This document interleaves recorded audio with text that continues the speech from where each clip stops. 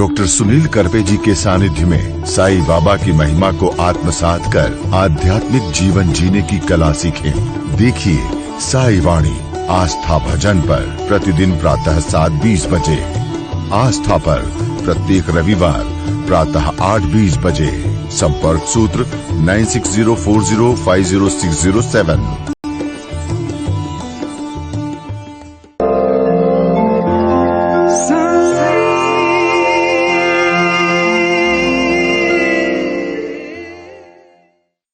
नमस्कार, आप सबका साईं वाणी में मैं स्वागत करता हूं।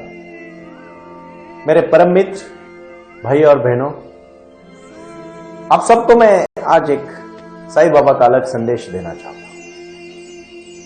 कुछ खर गुजरने के लिए मौसम नहीं मन चाहिए, मैं क्यों बोलता हूं? क्या करना है हमें, हमारी मंजिल क्या है? बहुत सारे लोग देखे मैंने, भटक गए लोग, बहुत बड़े भटक गए। जीवन में छोटे छोटे राज होते हैं अपने, और उन्हीं राजों को लेके हम बहुत बड़े उसके ऊपर निर्भर हो जाते हैं। और बड़े से बड़ा राज बहुत आसान होता है कि हम अपने खुद को समझें। हम भटकते हैं, हर कोई आज भटक रहा है। जागा हुआ आदमी चक्कर से बच जाता है। एक ही जीवन में सबसे बड़ा साईं वाणी का आज संदेश है। श्रद्धा और सबूरी के साथ साईं बाबा ने जो संदेश दिया है कि जागो, अपने खुद को जगाओ। फिर जब होश में आओगे ना तो कुछ भी करो, गलत नहीं करोगे आप, क्योंकि जागने की कोशिश ही धर्म की प्रक्रिया है। मैं हमेशा कहता हूं कि जब भगवान कृष्ण को अपने जीवन में कार्य करना था तो उन्होंने अपने जीवन के लक्ष्य को तय किया, और हर एक लक्ष्य को, हर एक जीवन के कार्य को उन्होंने अपना समर्पित जीवन बनाया, और उन्होंने बड़ा कार्य किया और भगवत गीता को हम सबको समर्पित किया। साईं बाबा ने अपने जीवन में क्या क्या किया? लोगों को जगाने का काम किया। और यही जागरण जो है ना, इसकी कोशिश करना ही हमारे जीवन की सफलता है। ये मत समझना, जागने का विधि एक नाम है, और वो नाम है, एकमात्र नाम है प्रार्थना। हम आज साईं की प्रार्थना करने वाले हैं। जब साईं का नमस्मरण हम करते हैं, ध्यान में लाते हैं, हर समय में, हर दिन में 24 घंटे होते हैं। 1 घंटा सिर्फ अपने आप खुद को दे दीजिए। 1 घंटा जागने का ध्यान है, विधि है, वो जागना है, ध्यान करना है, साईं ध्यान करना है, और बैठना है एक जगह पे और खुद के बारे में, अपने बारे में सोचना शुरू करना है। जागना ही एकमात्र उपासना है, बाकी कोई उपासना मैं साईं वाणी के माध्यम से आपको नहीं कहना चाहता। मेडिटेशन एक बहुत बड़ी ताकत है। वो एकाग्रता जो है, वो जागना जो है, वो जो ध्यान है, वो जो धारणा है, वो अपने जीवन में हमें आगे जाने के लिए, कार्य करने के लिए बहुत बड़ी बात होती है। और ये मैं सबको कहना चाहता हूं। क्या जागना होता है? प्रभु के मंदिर में क्या होता है? क्यों पहले हम जागते हैं? क्या वृत्तियां होती है उसमें? कौन सी?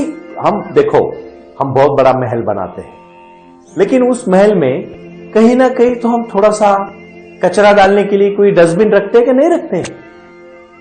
हम दिन भर सुबह से लेकर रात तक अपने रोजमर्रा की जिंदगी जीते, और मन में बहुत सारे बुरे विचार आते हैं। एक समय आना चाहिए ना, अरे घर कितना भी अच्छा हो, अगर आप केला खाए और छिलके फेंक दिए, केला खाए छिलके फेंक दिए, केला खाए छिलके फेंक दिए, तो पूरे घर में छिलके हो जाएंगे। तो घर कितना भी सुंदर हो, घर तो खराब दिखेगा। मन का भी वैसा ही है। जो पढ़ोगे, जो जानोगे, जो लोगों से मिलोगे, जो वार्तालाप करोगे, जो प्रार्थना करोगे, भगवान को नामस्मरण करोगे, और इसी में से अच्छा अच्छा निकाल के बुरी बुरी चीजों को आप कचरा कूड़े में डाल के फेंक दोगे, तो घर भी सुंदर रहेगा। अगर केला खाके केले के छिलके हम बाहर डस्टबिन में डाल देते हैं, तो हमारी जीवन कितना सुंदर हो जाता है, घर कितना सुंदर हो जाता है। उसी प्रकार हमारा जीवन भी सुंदर होना चाहिए। तो मन के कड़ा कचरे को बाहर फेंकने के लिए, कूड़ा कुबट को बाहर फेंकने के लिए, करकट को बाहर फेंकने के लिए हमें क्या चाहिए? एक हमें चाहिए खुद को शांत करना, धीरे धीरे अपने चित्त को निर्मल करना। और जब वो चित्त निर्मल हो जाता है ना, तो याद रखिएगा, जब आकाश में चांद तारे आ जाते हैं, और जैसे आकाश में चांद तारे आते हैं ना, तो उसकी प्रतिमा झील में दिखती है। और अगर झील एकदम निर्मल हो ना, तो चांद तारे ऐसे लगते हैं कि झील में उतर गए हो। मन की झील अगर साफ और निर्मल है ना, उसी प्रकार हमारे जीवन में शांतता के माध्यम से, ध्यान के माध्यम से हमारा दर्पण चित्त शुद्ध हो जाता है। और जैसे आकाश के चांद तारे झील में, अगर स्वच्छ झील हो तो एकदम अच्छे दिखते हैं, एकदम साफ सुथरे दिखते हैं, एकदम क्रिस्टल क्लियर बोलते हैं उसको, एकदम क्लियरिटी के साथ दिखते हैं, सुंदरता के साथ दिखते हैं, जैसे है वैसे दिखते हैं। वही झील में अगर कीड़ा कचरा हो, वही झील अगर खराब हो तो दिखेंगे नहीं दिखेंगे। मन का दर्पण अगर मेडिटेशन और ध्यान के माध्यम से शुद्ध हो गया, भगवान के आशीर्वाद से शुद्ध हो गया, प्रार्थना से शुद्ध हो गया, तो हमारा जीवन एक सुंदर जीवन हो जाएगा। और मैं यही कहना चाहता हूं कि इसी कार्य को लेकर हमें आगे चलना है।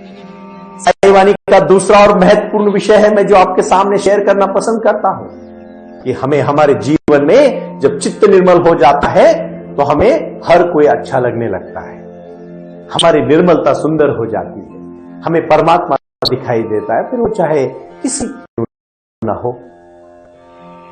पढ़ाई में जब हम आगे चले जाते हैं तो हमें जीवन में एक एक बात, तो हमें फूल में भी परमात्मा दिखने लगता है, पत्थर में भी परमात्मा दिखने लगता है, मनुष्यों में भी दिखने लगता है, पक्षियों में भी दिखने लगता है, पदार्थों में भी दिखने लगता है। और जब सुंदर इतना आयुष्य हो जाता है, जीवन हो जाता है, तो हमारे जीवन में एक आनंद आता है। जीवन का जागरण होने के बाद क्रांति हो जाती है। मैं सबको एक ही बात कहना चाहता हूं, साईं बाबा ने हम सबको आशीर्वाद दिए हैं, किस कार्य के लिए दिए हैं, और इसकी मैं छोटी सी कहानी आपको बताना चाहूंगा। एक बार एक बहुत बड़ी और बहुत अच्छी कहानी है, जो मन को निर्मल रखने की कहानी होती है। सिकंदर पूरा जगत जीतने के लिए निकला, और जीतते जीतते जीतते जीतते यूनान तक आ गया। फकीर था डाइजोनियस, बहुत बहुत नामचीन फकीर था। तो सिकंदर भी बहुत चाहता था कि उसको मिले। तो सिकंदर ने अपने सैनिकों से कहा, जाओ डाइजोनियस को कहो, उसको महान सिकंदर मिलना चाहता है, उसको लेके आओ। ये डाइजोनियस सुबह सुबह जब उसके सैनिक, सिकंदर के सैनिक देखने जाते तो अपनी एक झील के पास नंग धड़ंग ऐसे ही सोया रहता है आराम से। सुबह की सूरज की किरणें अपने ऊपर लेता है, तो आराम से उधर सोया रहता है, एकदम नंग धड़ंग आदमी, फकीर। तो सिकंदर के सैनिक पहुंचते और बोलते, आप बड़े महान हैं डाइजोनियस, और बहुत नसीबवान भी हैं, महान सिकंदर के सैनिक आपको लेने आए हैं और सिकंदर जी आपको मिलना चाहते। तो डाइजोनियस थोड़ा शांति से देखता और उसको बोलता है कि कौन सिकंदर? मैं नहीं जानता कौन सिकंदर है, और फिर भी अगर कोई बड़ा आदमी है तो जरूर कह देना उसको कि डाइजोनियस उसको मिलना नहीं चाहता, अगर वो चाहते तो उसको मिलने के लिए आ सकता है। बट सिकंदर ने उसी सैनिकों को कहा था, गलती से भी अगर डाइजोनियस कुछ बोले तो अपना हथियार ना चलाना, वापस चले आना। वो सैनिक होते हैं, वो वापस चले जाते और सिकंदर को कहते, महाराज हम गए थे डाइजोनियस के पास, तो उन्होंने कहा मैं तो किसी सिकंदर को नहीं जानता हूं, लेकिन फिर भी अगर कोई मुझे मिलना चाहते तो मेरे पास आए, मैं उसके पास नहीं जाऊंगा। तो सिकंदर हंसने लगा, रोने लगे, मुझे अपेक्षित था यही आंसर आने वाला, यही उत्तर आने वाला है। और फिर वो शांति से चले जाते। सिकंदर खुद अपने घोड़े पे बैठ के उसको मिलने चला जाता है, और जब देखता है कि वो झील के पास एक नंग धड़ंग आदमी आराम से सुबह की सूरज की किरणें लेते हुए सो रहा है, मस्त हंस रहा है, नाच रहा है, झूम रहा है, तो सिकंदर कहता है, डाइजोनियस मैं सिकंदर हूं। तो डाइजोनियस उसकी तरफ देखता है, बोलता है, हाँ बोलिए।